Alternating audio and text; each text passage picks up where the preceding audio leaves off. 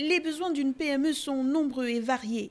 Ils dépendent de beaucoup de facteurs comme la taille de son marché, son activité principale, ses ressources actuelles, la stratégie adoptée, le nombre de collaborateurs, le recours à la sous-traitance, l'expérience des gestionnaires et bien d'autres. Et au Gabon, les autorités en ont bien conscience. L'ANPI a signé un accord d'accompagnement avec le Bureau international du travail, le BIT, en matière de formation des PME-PMI. Au cours de ce processus, nous avons disposé d'un outil qu'on appelle GERM, Gère mieux mon entreprise, donc qui vise au renforcement des capacités des dirigeants de PME-PMI.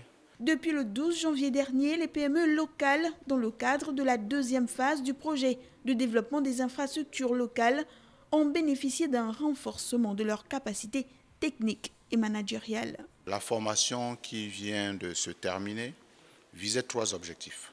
C'était de permettre à ces chefs d'entreprise de disposer d'outils techniques pour le suivi et la gestion des chantiers pour lesquels ils ont des commandes. C'était de pouvoir permettre à ces PME de disposer d'outils de management des entreprises afin de les rendre rentables et profitables sur le long terme.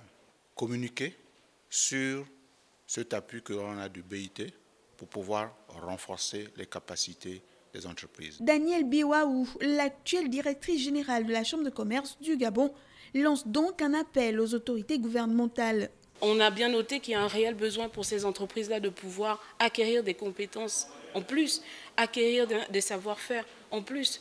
Nous sommes donc Chambre de commerce et nous sommes donc disponibles pour accompagner ces entreprises. Donc que l'État, moyen donc du gouvernement, puisse mettre des fonds pour que nous puissions continuer le programme du PDIL 2. L'heure est à la compétitivité. Les enjeux économiques post-Covid-19 sont trop importants pour passer à côté des problématiques auxquelles font face les PME gabonaises. En outillant ces entrepreneurs, le but est de redynamiser ce secteur clé du développement.